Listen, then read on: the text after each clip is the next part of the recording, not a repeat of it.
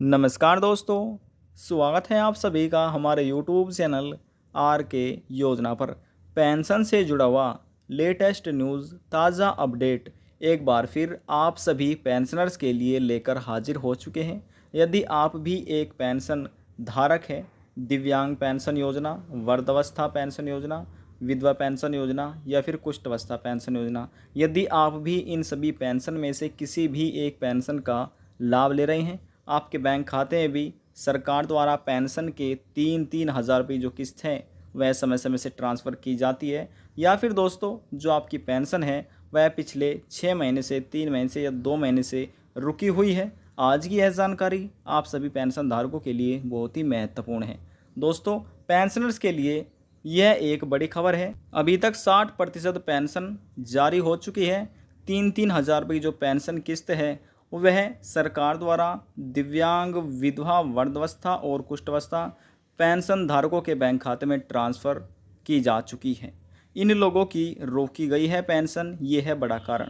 दोस्तों, कुछ ऐसे पेंशन धारक हैं सरकार द्वारा जिनकी पेंशन रोक ली गई है। अब किन कारणों की वजह से रोकी गई है और आपको क्या कार्य करना होगा अपनी पेंशन प्राप्त करने के लिए, और यदि आपकी पेंशन रुकी हुई है तो आपको कहां पर जाना होगा, यह संपूर्ण जानकारी आज आप इस वीडियो के माध्यम से जानने वाले हैं। वीडियो को आगे बढ़ाने से पहले हमारा आपसे एक छोटा सा निवेदन है। यदि आप हमारे चैनल पर पहली बार आए हैं तो चैनल को जरूर सब्सक्राइब कर लीजिएगा।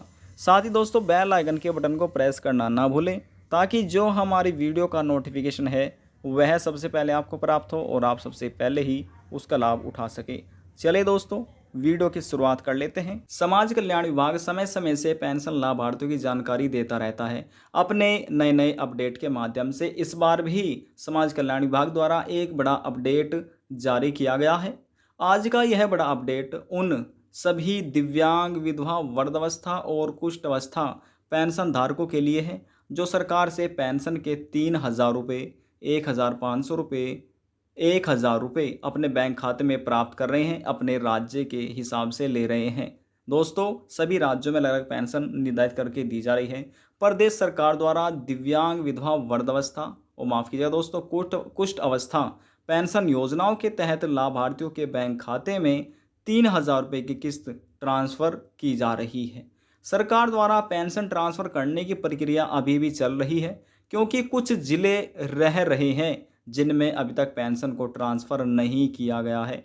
जिनके बैंक खाते में 3,000 रुपये की पेंशन किस्त ट्रांसफ़र हो चुकी है वह खुशी से फूले नहीं समा रहे हैं, उनकी खुशी का कोई भी ठिकाना नहीं है। आपकी जानकारी के लिए बता दें कि 60% पेंशनर्स को पेंशन का जो लाभ है वह दिया गया है। उनके बैंक खाते में पेंशन की 3-3 हज़ार रुपये किस्त ट्रांसफ़र की जा चुकी है। हालांकि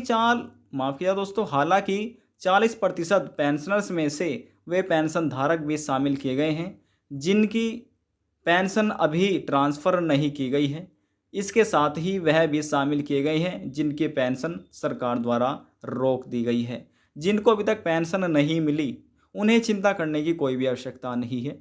उनको जल्द ही यह पेंशन का लाभ दे दिया जाएगा। उनके बैंक खाते में पेंशन की 3,000 रुपये जो किस्त है वह ट्रांसफ़र कर दी जाएगी। लेकिन सरकार द्वारा दोस्तों जिनकी पेंशन रोक ली गई है उनकी पेंशन ट्रांसफ़र नहीं की जाएगी। जब तक नहीं की जाएगी जब तक आप वह अपने पेंशन की जो आवेदन फार्म की जो आपकी गलतियां हो रही है, जब तक आप ये गलतियां नहीं सुधारेंगे तब तक आपकी पेंशन नहीं ट्रांसफ़र की जाएगी। आपको जो आपकी पेंशन है वह रोकी रहेगी। इसी प्रकार से जैसे ही आवेदन फार्म की सभी जानकारी, सभी गलतियां सफलतापूर्वक आप ठीक करा लेते हैं, ठीक हो जाती है, उसके बाद ही पेंशन धारकों की जितनी भी पेंशन रुकी हुई है पिछले 3 महीने की, 4 महीने की या 6 महीने की, वह सारी की सारी एक साथ आपके बैंक खाते में ट्रांसफ़र कर दी जाएगी। दोस्तों, अभी भी पेंशन ट्रांसफ़र की जा रही है। जिनकी गलतियां हो रही थी उन्होंने अपनी गलतियां सुधार ली हैं। आप हमारी पिछली वीडियो जाकर देख सकते हैं जिसमें दोस्तों पेंशन लिस्ट में बताया गया है। सरकार ने पेंशन ई-केवाईसी का कार्य सभी पेंशन धारकों के लिए अनिवार्य किया हुआ है। जो पेंशन लाभार्थी अपनी पेंशन का ई-केवाईसी नहीं कराएगा, उनका पेंडिंग है, उनके आवेदन फार्म में उनको लाभ नहीं दिया जाएगा। पेंशन लाभार्थी अपनी पेंशन एप्लीकेशन फॉर्म की गलतियां अपने नज़दीकी CSC सेंटर पर जाकर चेक करा सकते हैं। गलती पाए जाने पर उसमें संशोधन तुरंत कराइए, अपनी गलतियां जल्दी सुधार कीजिएगा।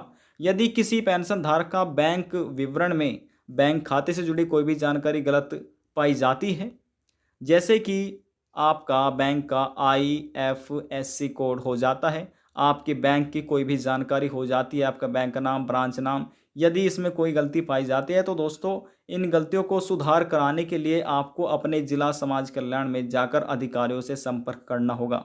दोस्तों वहीं पर जाकर यह संशोधन हो सकता है, CSC सेंटर पर यह संशोधन नहीं किया जाएगा। आप आवेदन फार्म में पढ़ सकते हैं, उसमें लिखा है कि जिसका IFSC कोड गलत है वह अपने जिला समाज कल्याण से जाकर संपर्क करें, अधिकारियों से जाकर संपर्क करें। अगर आप उत्तर प्रदेश राज्य के अधीन आते हैं, उत्तर प्रदेश राज्य में रहते हैं, तो आपको यह कार्य जल्द से जल्द तुरंत कर लेने होंगे, क्योंकि सरकार पेंशन ट्रांसफ़र करने की तैयारियां कर रही है। आपके बैंक खाते में पेंशन की 3-3 हज़ार रुपये की जो किस्त है वह ट्रांसफ़र की जा सकती है।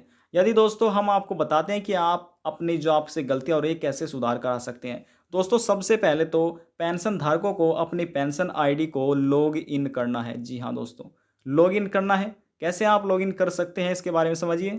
उसके लिए दोस्तों सबसे पहले तो आपको पेंशन का रजिस्ट्रेशन संख्या चाहिए होगा, पहला दस्तावेज है दोस्तों आपका। ये रजिस्ट्रेशन संख्या आपको यदि मालूम नहीं है तो आप हमारी प्रीवियस वीडियो देखिएगा, यानी कि जो पिछली वीडियो है उसमें बताया गया है कि रजिस्ट्रेशन नंबर आप कैसे निकाल सकते हैं और अपनी ID कैसे लॉगिन कर सकते हैं। दोस्तों रजिस्ट्रेशन संख्या होना चाहिए। दूसरा आपका मोबाइल नंबर है, जब आवेदन करते समय आपने आवेदन करते समय मोबाइल नंबर दिया था वह मोबाइल नंबर की आवश्यकता होगी। और जो तीसरा दस्तावेज है वह है आपका बैंक का जो अकाउंट नंबर है उसकी। दोस्तों ये तीनों दस्तावेज आपके पास होने चाहिए। आप अपनी पेंशन ID को लॉगिन कर सकते हैं। लॉगिन करने के बाद दोस्तों सबसे पहले तो उसमें आपको देखना है जो आपका eKYC है क्या वह सही है, जिसका गलत हो रहा है तुरंत यह संशोधन कराइए। आपको जिसका पेंडिंग दिखा रहा है वह ठीक करा लीजिए। उसके बाद आपको देखना है आपका PFMS, जिसका गलत है उसे ये भी सही कराना जिसका पेंडिंग दिखा रहा है। उसके बाद आपको अपने आपके नाम में स्पेलिंग्स में, मात्राओं में, महिला है पुरुष है, किस कैटेगरी में आते हैं, जनरल, माइनॉरिटी, आपका आधार नंबर, आपका मोबाइल नंबर, ये सभी जानकारी आपको एक बार अच्छे से जांच कर लेनी होगी अपने पेंशन एप्लीकेशन फॉर्म की। उसके बाद बैंक विवरण में आपको क्या करना है, बैंक विवरण में हमने आपको बता दिया है। ये सभी चीज़ें आपको ध्यानपूर्वक देखनी है। जिसमें गलतियां पाई जाती है, पेंडिंग दिखा रहा है, उसे संशोधन करा लीजिए। तरीका हमने आपको बता दिया संशोधन कराने का, कहाँ पर आपको जाना है। या फिर दोस्तों आपको यानी कि जिसका IFSC कोड गलत है उसे तो दोस्तों अपने जिला समाज कल्याण में जाकर अधिकारियों से संपर्क करना होगा, तभी उनकी गलती सुधारी जाएगी। यदि जानकारी को लेकर आपके मन में कोई सवाल है, कोई डाउट है, पूछना चाहते हैं, नीचे कमेंट बॉक्स में जाकर पूछ सकते हैं। सभी सवालों का जवाब आपको दे दिया जाएगा।